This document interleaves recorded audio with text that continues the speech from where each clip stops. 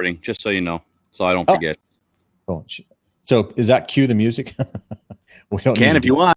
Yeah. We don't I just remember last time we did this, started chatting right off the bat after never recorded. Like, I'm not doing that again. Yeah, I know, right? Because there's good content on there.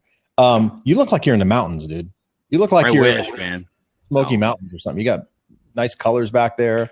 Everything happens. That's just tall arborvitae trees, man. Yeah. Nice. I'm in foliage. Illinois, man. There is no such thing as mountains. They're barely hills here. I hear the birds chirping. Hey, Hey, man, I got to do something to make you a little bit envious once, since you're in warmer weather all the time. I know. Hey, speaking of which, man, it was really windy yesterday. It was 102 on Wednesday, and this isn't a weather channel here by any stretch of imagination, but today it's supposed to be like 87 or something like that. Tomorrow it's supposed to be 78. Yeah, we're bouncing back and forth. This week it's supposed to be nasty rain. Yeah, so you guys are probably going to get a lot of, and I suspect there'll be a lot of tornadoes and stuff in Texas here over the weekend or early next week. That doesn't So surprise yeah, me. I'm going to open up here, Carlos, and I'll subscribe to your channel. If you want, you can subscribe to my channel as well. Cool. Subscribe. And I want to mute that channel so we don't get a bunch of feedback. That's where the echo was coming from, by the way. Fire Just because talk? I couldn't get in doesn't mean it was still, I was hearing it from the background. Right. All right, cool. Hey, another thing too, yesterday, are you using Snapchat at all? I am using Snapchat. Not enough, but I am using it. I thought that's I was following you, but it definitely ain't you. What am I talking about? Yeah. You're frozen now too. I don't know if you're on Wi-Fi or what's going on there, but hopefully you can still hear me. I'm right next to the router. What the heck? Have you seen, are you an iOS user, Apple user? Hello, is this mic on? This is a Johnny Carson moment. It looks like Justin's frozen here. But if anybody is anybody using, yeah, he froze on me too. Is anybody using Apple and using Snapchat at all? Because there's actually an app out there called Ghost. Oh my God. Ghost Codes. There you go. I knew you would know, Carlos. Ghost Codes. And I hear it's pretty good for finding good Snapchatters or snappers or whatever they're called. Yeah, exactly. They were on Blab yesterday. I thought it was really good information that they were sharing with that. It's called Ghost Codes there, Justin. Whatever. Long story short. Yeah, I saw those. The ghost codes, yeah.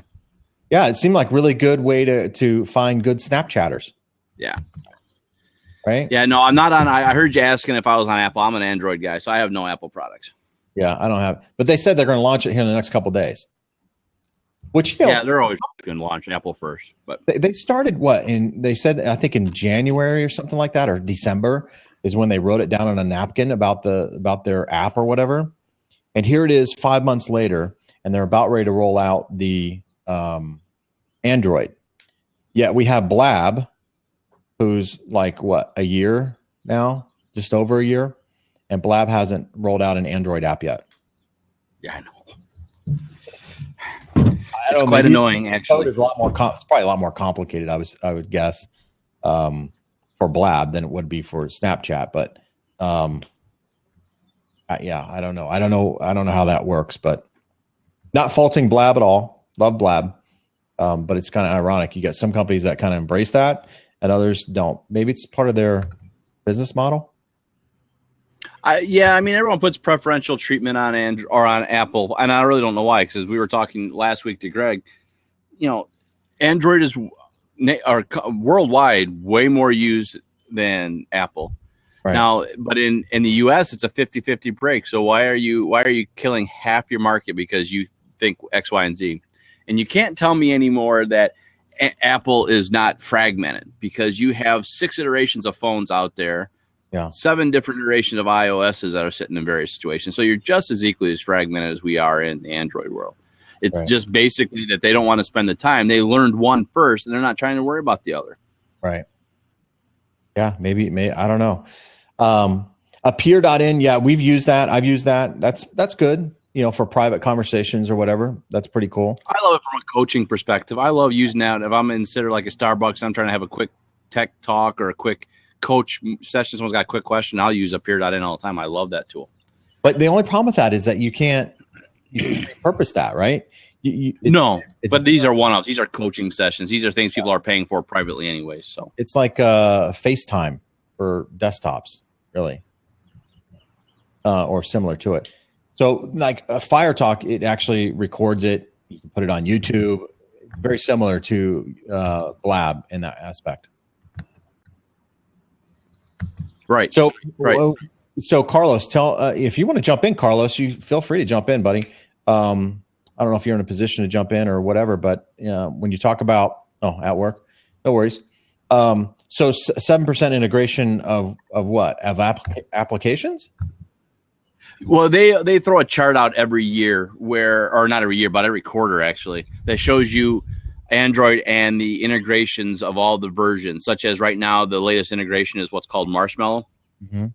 And I believe what he's probably saying is there's only 7% integration through phones and users out there. It usually picks up speed here a little bit. For instance, Froyo, which is almost 8 iterations ago, is still on the chart as a percentage used out there, like 5% being used. The biggest one is the previous one, Lollipop. I think that's the one that has the most integration right now. And that does come into play a little bit. It's not enough to matter, though. I mean, you have certain things that are going on at this point in time. I understand what Carlos is saying. I understand what some others are saying on the chat. But I just think that they don't do it because there's not motivation for them to do it. And Apple has a pretty good fee schedule on there that makes it a little more incentive for them. There's no reason out there. There's not big enough changes for Android to hold off on some of the stuff. Just period. I mean, we got Facebook Live. It didn't take much more to do it. Mm-hmm. It's just really kind of I understand what they're telling us, but I just think it's more of an excuse from a programming perspective than it is really from a logistics perspective. And I don't have a problem with that. You got to make business decisions. You got to make financial decisions. And if that's where it makes most sense financially, that's where it makes most sense. Right. Yeah, I don't know enough about the programming. Carlos is saying it's broken on the back end for Android. So it must be kind of clunky for businesses to kind of get in there. And so they got to really know that they have a home run before they commit the resources to. Well, and one of the other things is what people worry about from the Android perspective. It happens on Apple too, but it seems to be more fluent in Android is people start with an application. They start very early and someone else takes the idea, runs with it, and now they make money off it before the other person can get it up and running. So they're stealing ideas, essentially. Well, and he brings up a good point, too. LG Android may not be the same as Samsung Android, so they may not be compatible, maybe. That shouldn't be true, because what happens if you're going to advertise as an Android device, you have to have what's called the Android it's ASOP, which means you are downloading the base program in there. So theoretically, everything should be the same. Now, they can add stuff on top of it, and that always will affect it. But if you're building for Android, theoretically, you should be okay. And the carriers are supposed to, and the developers are, and hardware developers are supposed to make sure that things stay consistent for that stuff, no matter what they add on top of it. Gotcha. So we had one question here from a gentleman in Dubai, and I know I'm going to mess up your name. I know you said it there in the chat, so forgive me for not mentioning your name here. But he wanted some ideas on backgrounds. It looks like I'm assuming you're doing some real estate there in Dubai. You're doing some live streaming, it sounds like, there, which is fantastic. Kudos to you, by the way, because not many people are doing that in real estate. And I think he wants some ideas on backgrounds for his live streaming. I mean, Dubai, I've been to Dubai. Okay. I was going to say, sit outside. Yeah. I mean, Dubai is beautiful. It's a lot further along than when I was there. I mean, if you can get into a high-rise building and you have a glass background of the landscape or of the cityscape, I should say, because the landscape, it's pretty much sand outside of Dubai. But of the cityscape, man, that would be beautiful, especially like at 30 stories up or something like that. I think that would be fantastic for a backdrop if you can do that. If not, I would, go with your traditional, like, palm trees and fig trees and stuff like that. Even if you're selling particular real estate, I don't know if it's commercial, residential, whatever, you didn't freeze again. Okay, cool. then I would, maybe try to get some of that as a backdrop. Now, if you're doing green screens, then it's limitless on what you can do. I don't know if you're doing green screens. I wouldn't. If you're doing live streaming, don't do green screens. You got to have the right equipment. Well, you got to have the right equipment, but too, it's a little different. Like we're doing these blab live stream. That's a little different. If you're doing blab type stuff, okay, having a green screen with your banners and stuff in the background, that's probably not the worst idea in the world. Yeah. But if you're literally doing like Facebook or live streaming like Twitter or Periscope type live streaming, keep it real. Yeah. Don't sit there and try to do all this stuff where you're sitting there saying, okay, this is professional quality. Because what they're trying, what us as consumers are looking for is real. We're not looking for staged or performed. If we're looking for that, we're going to abc.com or Channel 7, and that's what we're going to watch. Yeah, you got a green screen with all that foliage back there. Exactly. Yeah, that's not real. That's a green screen. Man, like I said, man, you're like, looks like you're at a park or something like that. I don't know where you're at, but no, actually, my backyard, right behind or right here, is a basketball hoop I used to play on.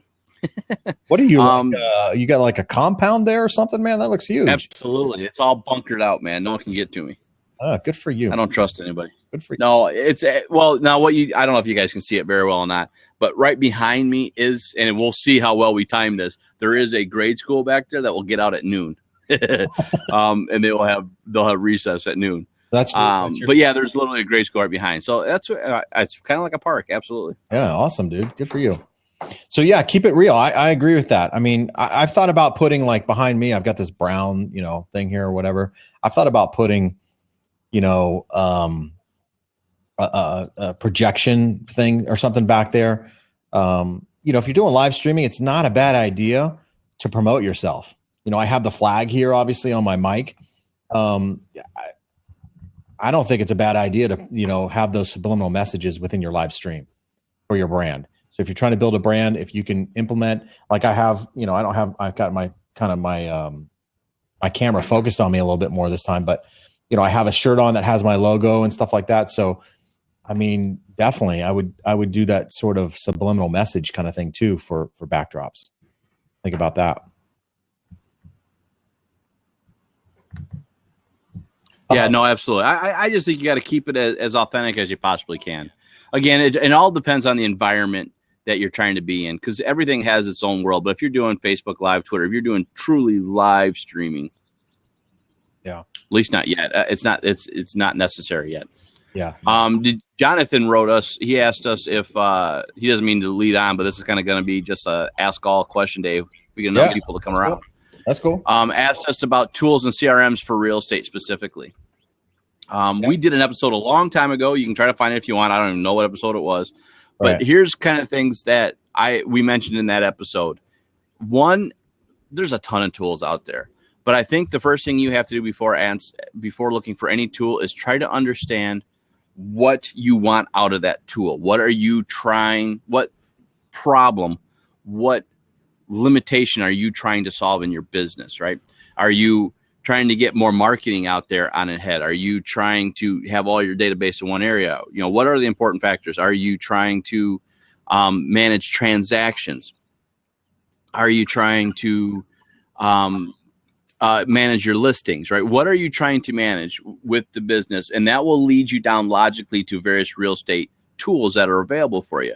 You got things like Top Producer, AgentWise, Realty Juggler that are real estate specific databases that are out there for you. Each one have their pros and cons. I think Top Producer is an amazing tool as long as you really have a team that can manage that, because Top Producer is a huge tool that is complicated. It's nice, very powerful, but it's very complicated. And if you don't have someone that can be there all day, it's going to suck. Where you got Realty Juggler or AgentWise that I think are more low-end agent-based single people type transactions where they're pretty simple. They have some marketing in there, but it's simpler and it's not as robust, but for sure. And that was kind of our tussle, right, on that whole thing. Some of these CRMs are so complicated. I don't think 90% of the people who use them use 10% of what they're capable of actually doing. So I guess it really depends on your business and what you're trying to get out of that CRM. And the other thing too, like I always advise the referral partners, realtors that I work with, the more you can customize it, the better. So I get on a constant basis emails from realtors, different realtors using the same CRM. I get the exact same email with different branding on it. And so if I'm a consumer, I'm thinking, man, that's kind of the lazy man's way of doing it. And I probably wouldn't use those realtors for that very reason. But that's me. No, and I would say that's becoming the thing. Now, early on, that wasn't the factor. When all this stuff was coming out, you could send the same stuff because there just wasn't enough hit going out there. But now there's more and more agents having a marketing solution in general that's email-based, and they're all coming out, like you said, exactly the same material, which is not only a reflection on you as an agent, but as realtors as an industry. Make it and unique. That's becoming, I think, a challenge for us. Yeah, make it unique. Make it unique. Big time. So I think, and I've seen the chat here, saw a company in Australia show off a property to viewers who saw online and then booked an appointment. If you're talking about the early blab that was done, that I think that was actually in New Zealand, but I guess kind of the same for most of us, but different things. But they were actually showing, I think, Justin, you saw this too, where they were, had their iPhone and they were showing a property while they had the broker in the home office, if you will, kind of describing what they're seeing as far as that goes. And then a customer actually walked in and the broker was actually coaching the realtor how to sell the property or how to, get the property going. Right. I thought it was fantastic. The problem with this that I saw was you got to have great internet connection. It's kind of like the Periscope going on Wi-Fi and it gets all pixelated. So the quality wasn't that one was pretty good, but for the most part, most people, the quality is not very good. And so got to be sorry, go. No, I was going to say, you just got to be careful about that because you can really, lighting is key and all that other kind of things. So if you're going to show it online and you're going to live stream it, make sure it's all dialed in before you do it. But I think it's a fantastic idea and a fantastic way to use live streaming. 100%. Yeah. And that's where the problem comes from right now. And we're going to have, me and you are going to have different opinions on this because it really depends on what you're trying to do. First out, you don't have to have that stuff. If you're the first out in your area that's doing video, pixelated is not going to be great, but it's not going to kill you a whole lot. If you're in a populated area like Chicago, and if your quality sucks, now it's going to hurt you. And you got to play that stuff, but it's easy to fix, right? All our phones are plenty strong enough to handle this stuff. But if you don't have the right internet connection or the right Wi-Fi access to this stuff, you're going to struggle for it all the time. I mean, obviously we struggled early on because I didn't have the right Wi-Fi router turned on so I could be outside. Yeah, no, definitely. And I'm seeing that even on Facebook live streaming. I see a lot of pixelation, a lot of not so good quality of video, which for me, not that I'm a stickler on good quality video because Blab isn't 100% good quality either, but it's good enough. And so it's just it's your own take on it. The pixelations, I kind of turn those off almost immediately, unless it's like somebody famous or something like that. Then of course I would be drawn to that. But for our purposes as just humans, citizens or whatever, I'd say, hey, make sure you can get that quality as good as you possibly can get it. Well, always, right? I mean, that's one of the things you have to make sure you're doing. The quality, you got to get as good as you possibly can. That's bottom line. But don't not do a video because the quality isn't where you want it. The worst thing you can do in today's market is not put something out because you're going to fail. I mean, you've put out 3 Facebook Live videos. I'm sure they're not the quality or the version that you want yet, but you're going to get there. I've done a few already. I'm not excited about it yet, but I know it'll get there. And when I'm there and I'm doing what I want to do, I'm going to be ahead of the game for everybody else because no one else is doing it. Right. Yeah. What's your take on, because I'm hearing a lot of chatter now about YouTube and YouTube. It's not YouTube Live. It's their kind of, I think their competitive take at Facebook Live. What's that called? YouTube Go or something like that? Something like that. I was listening to that earlier today on this thing. I got to research it. I've heard about it, but I have really no take on it yet. Yeah, I don't know enough about it at all either. But from what a lot of people are saying, because Google has or YouTube has the resources and kind of the background knowledge on video and how to leverage it and all that, they feel like YouTube's going to kind of crush Facebook Live. Facebook Live will become like Periscope or Meerkat. YouTube Go will be awesome. The quality will be there. The production quality will be there. The editability will be there. Yeah. The problem that you have with YouTube, and we'll see what happens, is Facebook has a better real-time experience, right? When we're on Facebook, we're on there now. We're doing what we need to do because Facebook has taught us to be there and be in the moment. Yeah. YouTube has not. YouTube is an on-demand society at this point in time. So it's going to be an interesting thing to see what happens with YouTube Go, or whatever they end up naming this thing, to see what happens with that, because most people from YouTube want to watch it from an on-demand perspective. That's part of the problems I personally think that's happened and failed with Google Hangouts, because that tool rocks. But everybody's so used to on-demand with YouTube and Google that they don't think about going there to watch live video. I do, but the problem with that is just clunky. It's not easy, to find those things. Even when you're on your desktop, you got to hit the search, and then you got to hit the filter, and then it's not as seamless. Which is insane, right? Because the thing that Google's king at is search, right? Discoverability. Yeah, totally. I'm a big believer in YouTube. I think it has endless possibilities, of course. The thing that I like about the YouTube, and I'm excited about with the YouTube Go or whatever it is that there's a lot of great quality content producers already there. Facebook Live seems to be amateur hour. We talked about that, 2 weeks ago or the last session or whatever, where you've got some teenagers going out to buy some beer and they're doing a Facebook Live. A lot of clutter out there. Right. I'm not saying that that's not on YouTube, but YouTube has kind of branded itself as being the repurpose, the reruns, if you will, of things. It's not really the live platform. However, the content on YouTube is phenomenal. I mean, being the number 2 search engine in the world, holy cow! If they get those quality content producers on there doing live stuff, but they've tried it several times, right? And have failed miserably on it.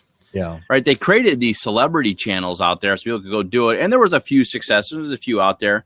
But you've got the, what's the kid's name?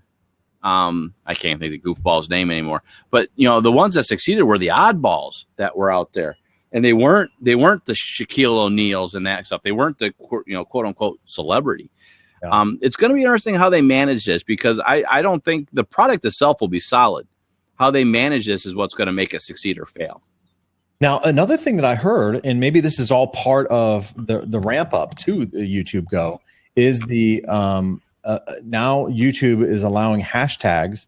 And I heard, and I don't know how this is happening or how they're doing this, but you can use hashtags within the video. So hashtags are a big deal in Instagram and Twitter, even to some extent maybe on Facebook. But YouTube's now implementing hashtags as a search option. So you can hashtag. Smart. Yeah, right. So I saw I started actually going back through some of my old videos and putting hashtags in the description and things like that, and adding hashtags in my videos. And I know YouTube allows, I think, for hashtags in there. But they're now allowing that, opening up that door for searchability by using hashtags. Now, if they're using it in the video itself, that's pretty incredible. But what do you say in your video? Hashtag real estate tech talk. And then you do it anyways now, right? I mean, one of Jimmy Fallon's biggest skits, right, is the hashtag conversations. I know, right? So it's pretty funny. So it happens, right? And now, so do you just say hashtag, or you got to do the Jimmy Fallon? You got to do the hashtag. Yeah, I don't know. I don't know how that's going to work, but I thought that was pretty interesting that YouTube's allowing for that now. Yeah, text it in. Yeah, maybe that's it. Maybe you put a text on the video instead of subscribe or whatever. You put the hashtag of whatever, and Google picks up on that, and maybe that's it.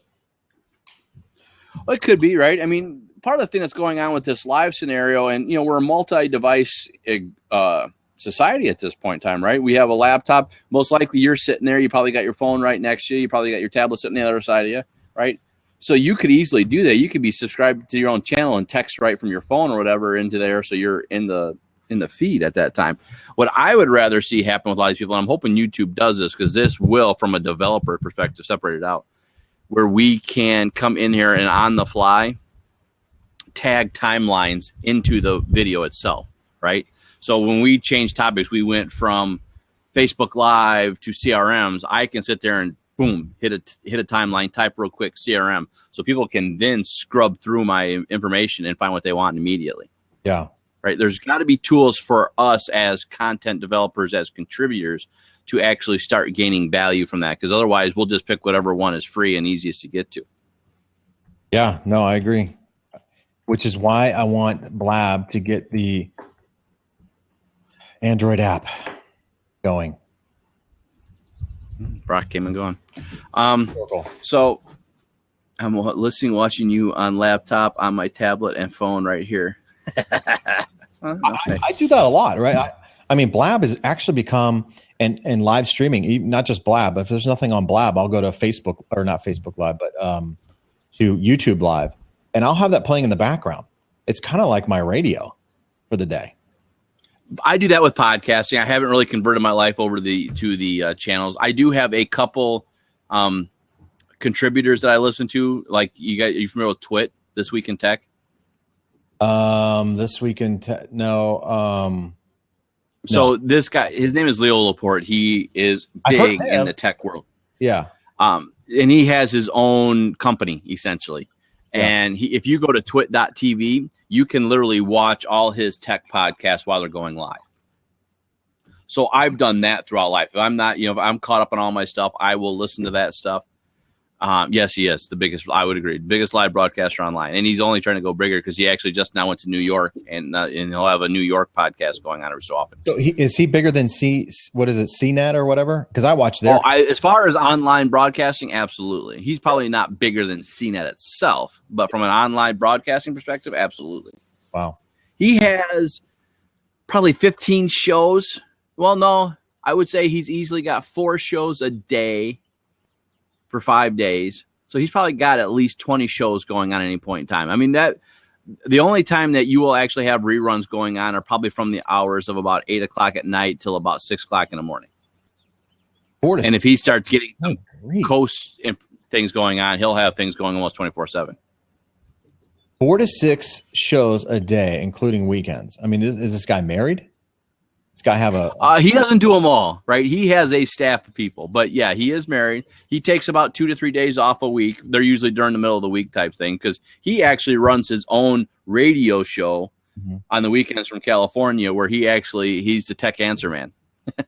So it's actually very impressive. He's built a very good empire. He's been doing this for a long time, because there used to be shows like the Screensaver. Remember G4 TV? No, dude. I don't remember that. Probably not. I'm the nerd. You're not. I'm the nerd. I use tech. I don't want to, and I embrace it. No, but this is the things I used to listen to and watch. I loved it when a hotel actually had that channel. When I traveled in the past, I used to love that stuff because I got to watch the Screensavers, and he was on there. And what happened for him was, I don't know, probably about 10 years ago now. It's been a while. But the Screensaver was a popular show, but it was only popular among the nerds. That show got killed. And he basically was out of a job besides his radio show. But really, it left a very sour taste in his mouth because he just didn't like not having control over his own life. Yeah. So what he did at that point in time, he was doing the radio show, and he slowly started bringing this. And the first thing he started doing was podcasting before it was really called podcasting. Yeah. And so from there, he's been just growing it slowly. And now he has he gets embarrassed, but there so often they'll get the, how much is he worth thing, and he's up there. He's up there. I mean, I would hope so, doing that many shows, right? I mean, good grief. He probably does, out of the 20 to 25 shows that are out there, he probably does 6 of them, probably, counting his weekend shows. Wow. Probably. And he does. I mean, I like it. I listen to it all the time. There's one that's called This Week in Google. There's one that's that he does. There's one every Sunday called This Week in Tech, where he brings all the experts and they talk about technology and how it's affecting their industry. That's good. Most of it's tech journalists, so it's one generic industry. But every so often they'll get other people on there. Like there's a guy by the name of Jeff Jarvis that talks about how this stuff is affecting the journalist industry. It's actually pretty interesting. Yeah, that's good. I guess he's on Discovery Channel now, huh? No, that's a different show. Revision 3 is a totally different thing. Revision 3 was trying to be what Leo Laporte was, and they actually made a lot of money, but they made a lot of money and ran. Gotcha. So they had their own stuff, doing their own kind of thing, and it worked out well. Very successful group of people again, but they sold to Discovery, and it kind of changed the world on there. I was at a this past Tuesday. I was at a social media event. It was put on by Security Title Agency, and they brought in a gentleman. His name's Tony Giordano.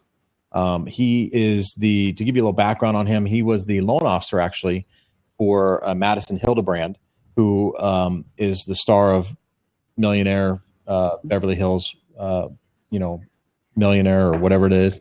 And he was a loan officer. Now he's a realtor, and he lost all his money, obviously in 2008 when everything went down. And he took his last $5,000. He actually closed one deal. The last deal he closed in 2008. And it was like a commission, I think he said, of like $6,500 or something like that. He took all that $6,500 commission. He said he was 3 months behind on rent at the time. So there's a whole story that goes behind that, but I'm giving you the cliff notes here. He spent $5,000 of that $6,500 commission on a website. And then he was promoting the website as best he could through Facebook and all this kind of stuff. Well, he kind of figured out the game with social media and how to use it. And he said some things that were very interesting to me that I kind of knew, but it never really clicked. The light bulb wasn't a full bright light bulb in my head. And that is that social media, there's really only true one social media platform, and that is Facebook. The other ones, he said Google Plus is pretty much dead. You use it for SEO. That's pretty much it. Twitter's the news feed. It's not a social media platform. It's a news feed. And then LinkedIn is a professional network. And I think he gave like the top five or whatever. And I think he said Facebook, Twitter, Google Plus, YouTube, and I'm missing one there. I know I am. Twitter or whatever it is. Those are the top five. Now they're moving to like the top 7, which is putting in Instagram and Snapchat, and ditching pretty much Google Plus and one other or something like that. So, but his theme was online presence or present online. And I think a lot of realtors get confused with that. First of all, they don't know how to post, and it's a big turnoff for the consumer when you don't know how to post. And so it was really, really good information. Even the Facebook ads, he was giving advice on the Facebook ads, which I think are underutilized big time through real estate.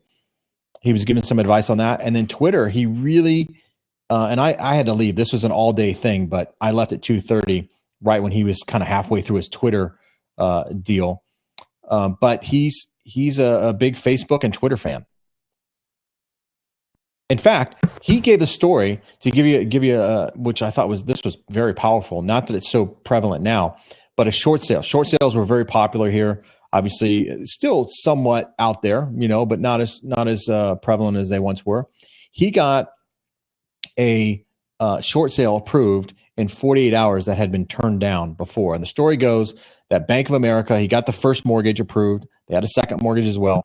As soon as they approved the short sale on the first mortgage, they sold the second mortgage to another service provider. That second service provider then declined the short sale. And so he wrote a tweet calling out Bank of America, saying, screw Bank of America. They don't know what the hell they're doing. They're a bunch of putzes or something like that. # B of A, right? B of A corporate saw that, called him, and said, hey, we'll look into the matter, and we want you to take the tweet down while we do that. And he said, no, I'm not taking the tweet down. You're crazy. It got you to call me kind of thing. 48 hours later, they worked it out. Short sale approved. He told Madison Hildebrand about that. Madison then also had a trouble, and you guys as realtors know, getting these short sales approved was a nightmare back then. And so Madison did a tweet, and he got his short sale approved through Twitter. So he's a big believer in Twitter, but he also said too, that was very interesting, on social media, Facebook, you may say one thing like, hey, look at this great dinner I'm having, or, you know, whatever it may be. On Twitter, you're not going to say the same thing. So he's not a big proponent of these software like If This Then That or Zapier or any of these others that auto post for you or auto put it on other platforms for you, because each media or each platform is slightly different in how you need to approach it. And if you say one thing on Facebook, it may not translate into Twitter or Instagram or some of these other platforms.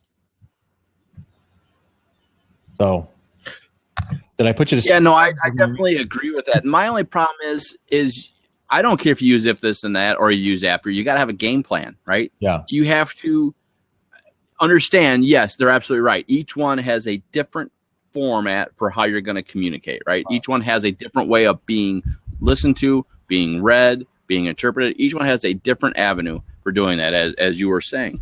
Yeah. It does not mean that you can't put them in there, though. It just means you have to understand what you're doing and how you need to communicate that. Yeah. Yeah, I mean, Twitter, I've always said Twitter's like a built-in call to action in and of itself anyway. You're going to get people to react if you do a tweet that's provocative. And the other thing he said, too, that was really good was most of the posts or whatever, the one thing that gets the posts to be reshared and retweeted and all that is the heartfelt posts, things that come from the heart, whether it be, a soldier returning home from Afghanistan, or maybe your loved one passed away, or something that's really heartfelt. Those were the best. It wasn't like these baby photos or puppy photos or any of that kind of stuff, although those do play into the heartfelt thing, right? And then I think he said number 2 was humor.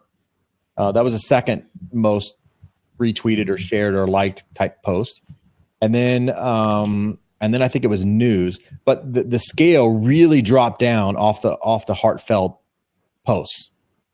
So if you can put tie some kind of emotion to your post, it's more likely to get shared than just saying something blasé. You mean like I have a listing for sale? Yeah, exactly. And that's where I think a lot of realtors misuse it. I've told them that all the time. I couldn't agree with you more. It goes back to what you were at your social meeting network the other day. It goes back to the same thing. You have to know what you're communicating to and who you're communicating with. Facebook is human, right? I mean, it's about as human as you're going to get in a platform right now, which means we are tugged by emotions. Yeah. So if you can tie emotion to things, you're going to do it. Most people that are successful with their business pages are tying some sort of, let's not say emotion, that might be stretching a little bit, but there definitely has some sort of attraction to it, right? The top 5 things I need to do in Chicago when I visit, the top 5 things, it's these lists, these things that say, oh, I need to know that, right? You're building a little energy, a little excitement to get this running, because if you just sit there and say, hey, great day, my listing sold. Okay, well, they're happy for you, but they don't really care. Yeah, nobody cares about that.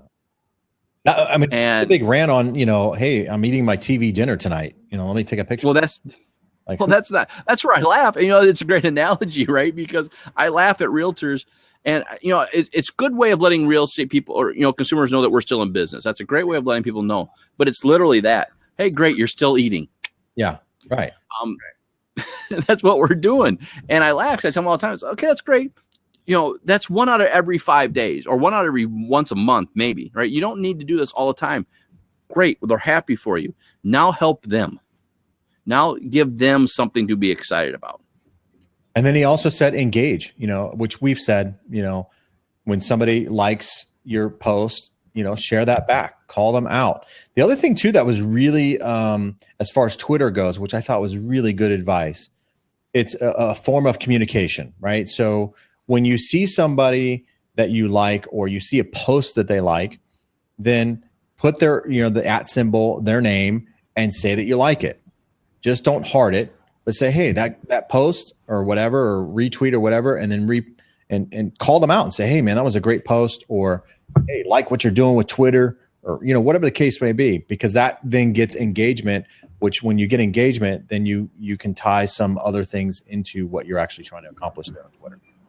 Well, it was interesting. The last episode, I listened to a few podcasts. The latest one that I'm listening to right now is Ask Gary V. He has his own podcast now. Yep. I know Gary. And he had an Ask Gary V session, the last one I listened to, and he literally told somebody, he goes, look, one of the guys asked, okay, I want to interview top influencers in my field. Mm-hmm. How do I get them? How do I find them? How do I get them to talk to me? Yeah. Gary Vee said Twitter. Yeah. And you put them in a list or do whatever, how you want to follow them. And you keep following and you interact and you keep asking them questions, or not even asking questions, but correspond to their threads or posts, right? Start building that interaction.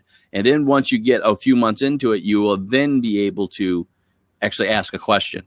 He goes, and if you wanted to get 20 people, you're going to have to time the amount of people you want by 80 to actually get the number you're going to want to actually get that number by.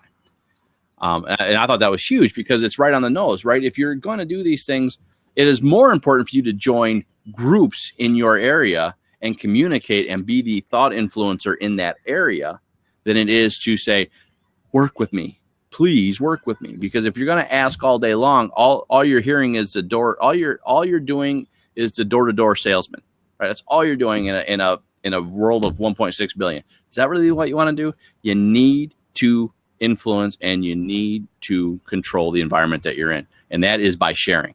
And that's what we are. We got to be a sharing society right now. When I did my Facebook Live posts today to kind of promote this, and of course it's probably not going to get anything, but that takes a little time to get traction or whatever. I'm actually shocked on how many realtors aren't utilizing that platform right now. I'm kind of happy they're not, because they'll destroy it. Well, that's probably true too, but you got to start somewhere, right? And so with Facebook Live, the rollout of that and the excitement behind it, I mean, a lot of realtors are on Facebook already, so they're giving you one more tool to utilize on Facebook in of itself, and nobody's using it. It's astonishing to me. So Carlos and all you guys in here that are talking to realtors, tell them not to use Facebook Live. Yeah, because I want that influence. Yeah, right. Oops, he already sent out the blast on his CRM that you should be using Facebook Live. That I'm sure there'll probably be those flyers out there, right? On the CRMs, how to use Facebook Live. Yeah, no, you're right. No, you're ultimately right. They should be using it. But here's the thing. Right now, Facebook hasn't put any rules in place on Facebook, besides really one, that it's going to give preferential treatment. That will change very quickly once these small businesses start jumping in. And if realtors jump in, Facebook will change those rules quickly. So for anybody that is realtors that are out there listening, if you want influence today without any effect, jump on it right now before Facebook changes those rules, because they will change, and we will force them to change. That's what always happens. Realtors will change technology in a way that is helpful for the overall good, but will hurt a lot of people because it's going to take more effort to get influence. And they boost those posts. Automatically without being paid. Yeah, without paying them. I mean, holy cow. You've got, I don't know, how many people are on Facebook? 8 billion or something crazy? I don't even know how many people. Like, this is the other thing, too, on the social media thing that he said and alluded to. Now, he didn't do anything with the live streaming or anything like that. He was just talking social media in of itself. But one interesting point that I don't think a lot of realtors picked up on, he said that his like he gave this scenario, like this role play thing. You know how these talkers do that sort of stuff. And he was saying, hey, somebody asked me where I do business, and he said planet Earth, because social media is the entire planet. He's got now offices opening up in other countries because of social media. He has buyers from other countries looking to purchase property because of social media in California. So I don't think realtors are still, not all realtors, of course, but realtors still are thinking that it's hyper local. Real estate's not local anymore. Real estate's global. Yeah, but let's correct one thing. Okay. Real estate is absolutely global. There's no way around it. With the internet out there, we are producing, no matter if I'm producing a real estate episode commercial for a listing in DeKalb, it's going to hit everywhere possible, right? Right. But here's the one thing that realtors need to always be very, very careful about, because this will not change for a very long time. It is a global business and you have a global influence, but your knowledge and your strength has to be local, right? That is where you're going to draw your business at. Of course. So I agree with exactly what you're saying, but one time I listen to people sit there and say this stuff and they're understanding wrong, that they're got to market to the world now. No, you don't market the world. You market knowing the world's watching. Right. And that's where the difference is. Yeah. And it's semantics. I understand that, but it's huge, because what I worry about realtors going, no, I got to worry about everybody else. No, you worry about your world, but you're hitting more than your world. Well, and that's what I don't think that people really can kind of comprehend. It's like thinking that space, you fly out in space and you're just going to keep flying. It's kind of hard to wrap your brain around how vast outer space is, right? It's right now. And I had a realtor not too long ago tell me, hey, Jason, the live streaming, that sort of thing, I kind of view that as what the internet was back in 1999. Nobody knew how to use it. Nobody knew what the outcome of using it would be. Nobody knew the exposure that it would be, all these sort of unknowns. But the people who embraced the internet back then, look where they are now. Not saying you can't get there, right? But it's here to stay. Live streaming is here to stay. This idea of the real estate being hyper local or whatever, and your potential buyers are going to be the neighbor that you just listed the house in. It's probably, I don't know what those numbers are. Maybe it's a pretty high number, but eventually that's going to come down where you're going to have people buying real estate, especially, dude. Think of Bitcoin. Think of that whole concept. There's already been real estate purchased with using Bitcoin. So it's a matter of time before it becomes a global kind of thing. I think. I don't know. Maybe I'm wrong. No, I agree. I think statistically speaking, you're still seeing most purchases buy within the area. Yeah. But that doesn't mean you have to ignore the fact and say that you understand that you're going out in the world. Because again, we're on Facebook. Everybody can see you. Right. You're on YouTube. Everybody can see you. You do a Facebook Live. Everybody's going to see you. You do a Periscope. Everybody's going to see you. Right. So you're marketing to more people that's out there. But if you choose not to today, if you choose not to worry about the global, you're still going to survive. But the young, the millennials that understand this are going to thrive. And that's where the difference is going to be. Yeah, that's the biggest age group. I think it's bigger than baby boomers, right? And the other thing that he said, too, that was very interesting, not really interesting. We know this, but I don't think it had to be said. He's like, stay away from the political stuff. Stay away from the religious stuff. Stay away from the controversial things. Do not post. Don't retweet. Don't repost. The controversial, political, religious type things. Don't do it. I don't know many realtors that do it. At least the ones I followed don't typically do it, but I guess there are quite a few people out there who do. They feel pretty passionate about their political stance and they feel the need to post it. Well, that may not be the most appropriate thing to do when you're because as a realtor, I think you're a public figure in a lot of respects.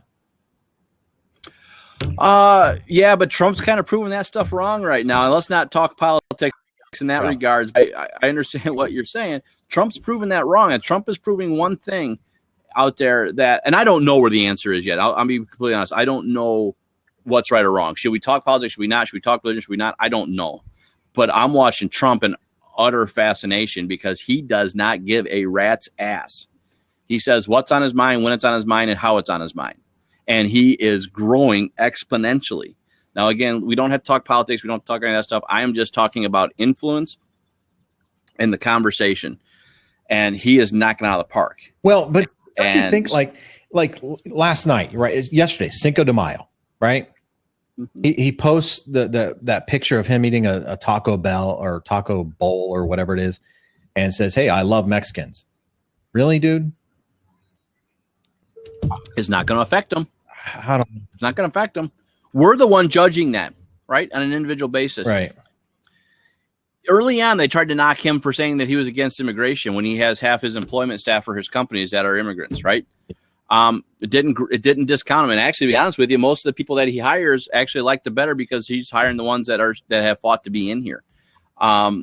So I understand what you're saying. And here's the bottom line. Here's how I will say it. If you're nervous about your belief and saying it publicly, don't say it. Yeah, don't. Because that's how it's going to come across.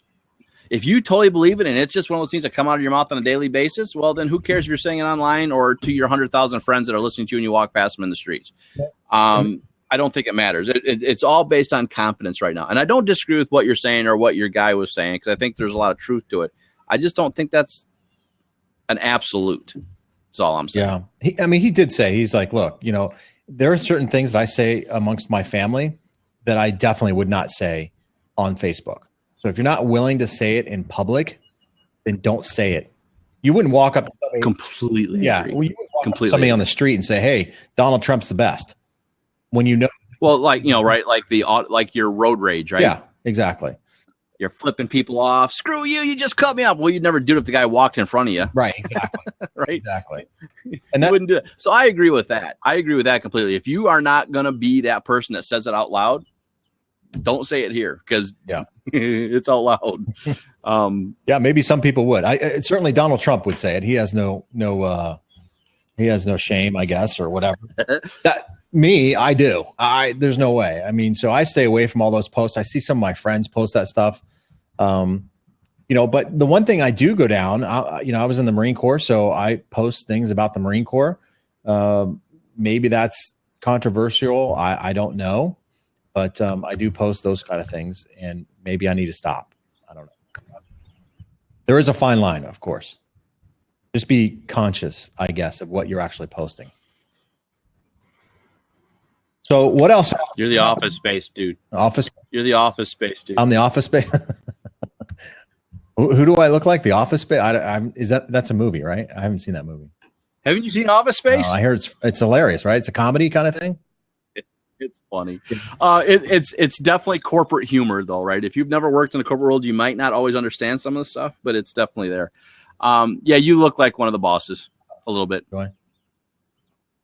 I need the T9 reports. I don't remember what the exact phrase was, but that was it. Yeah, I don't know. Maybe you might get a copy of a link here shortly. I'll have to Netflix. Kim might send something. Yeah, I'll get a. I think it's actually on Netflix right now. I think.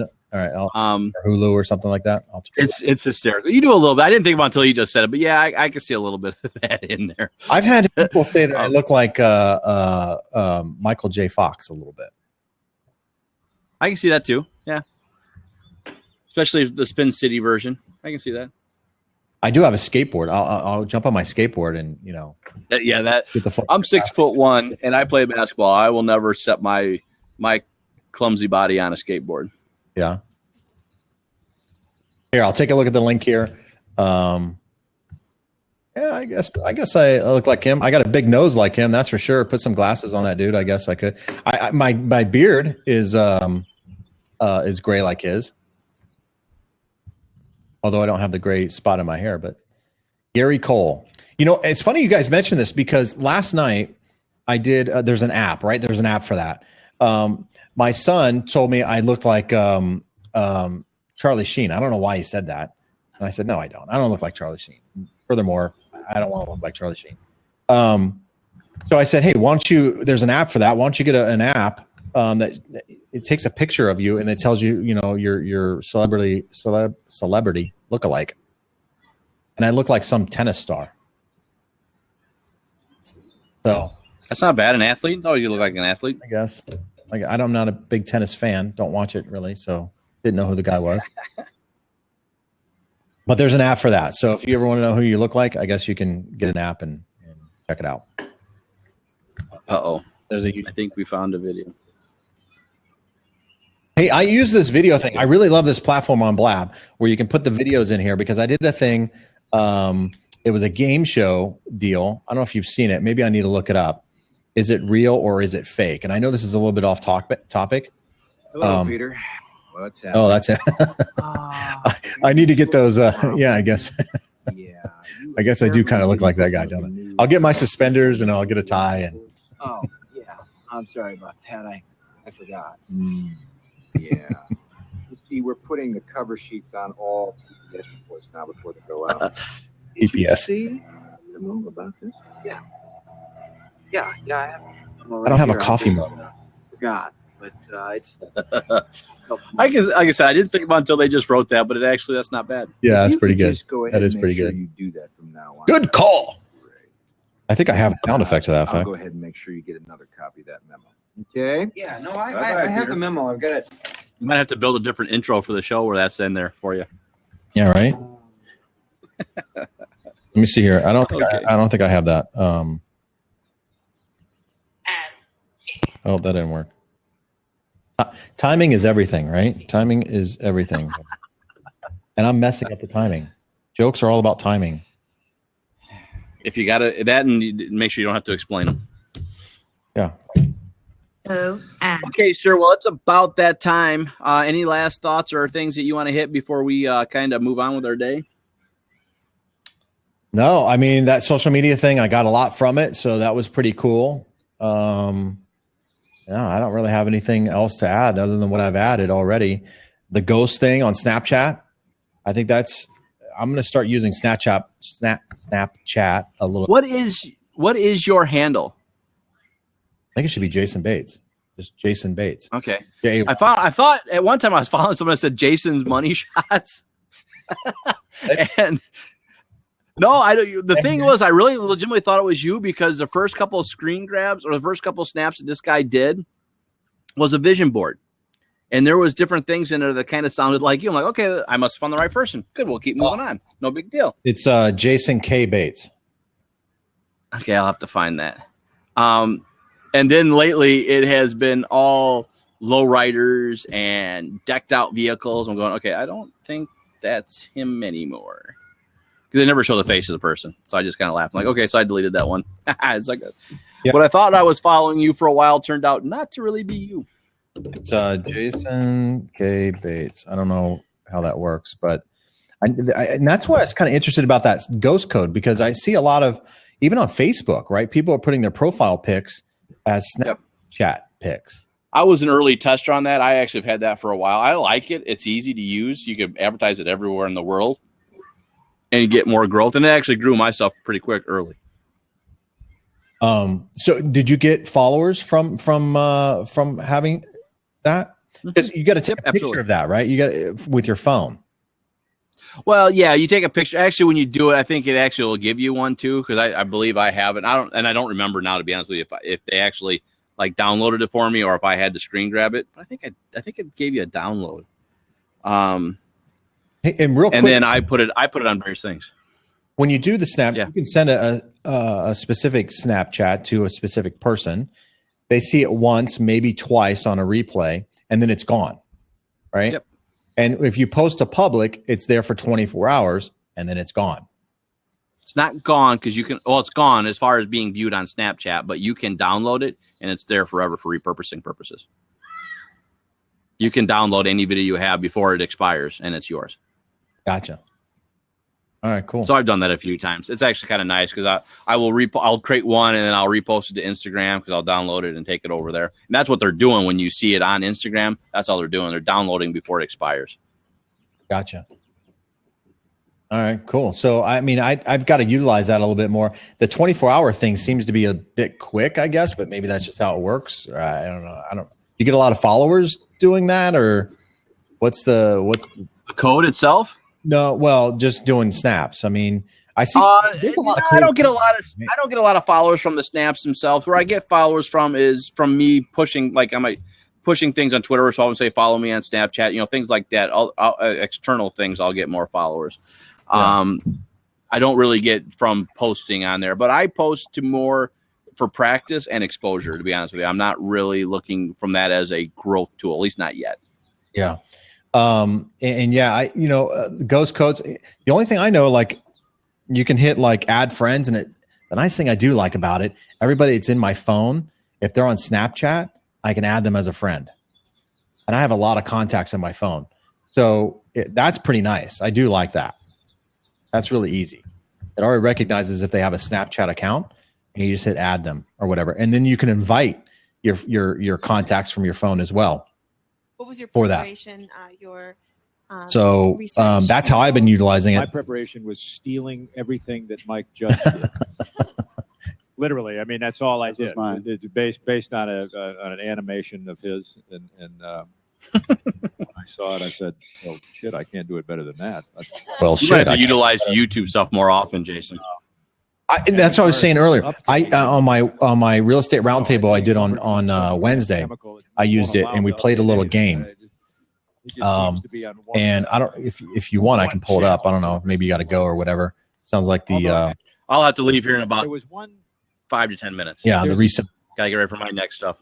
So and I got to do the same. But Meredith Vieira had a real estate in the movie, fake or real listing, and they had what's a Freddie Kirkgard or Kirkland or something like that, the guy from $1 Million Listing New York. That guy sold like $1 billion or something like that in real estate. That's crazy, man. Anyway, he was on there, and they were having these listings and saying whether or not they're fake or real. It's kind of funny. After that shot. So I didn't think it was appropriate. Okay. All right. And I don't know that if I did it. Cool. But yeah, well, give me your last thoughts. I'll give you my last thoughts, and we will check on out of here. Do it. Oh, you want me to get mine first? Yeah, go for it, because I'm still thinking. All right, cool. So my thought is know your audience for where you're posting your posts. That's my thought. Yeah, I would say social media is where it's at. My last thought is I would say, as I've said a gazillion times, get good with video. Whether you like it or not, it's here to play. Yeah, I agree. 100%. Video. Hashtag, remember, hashtag on YouTube. That's a thought of the day too. Go to your videos on YouTube, hashtag them because they are now searchable in YouTube. That's tip of the day. Okay, sir. Maybe tip of the day. Where are they going to find you? Oh, www.valleyofthesunrealestateshow.com. You can check out my podcast on iTunes as well, called Valley of the Sun Real Estate Show. Please write a review on there. If you do, share with your friends, family. If somebody's looking to purchase a home, if you're looking to refinance or purchase a home in the state of Arizona, I'd love the opportunity to earn your business. Give me a call. Yep, my name is Justin Letheby. I'm the E-Professor. So you find me at eprofessorofrealestate.com. That's where I have all the blog posts, and I've got courses out there that people can take, Facebook specifically right now.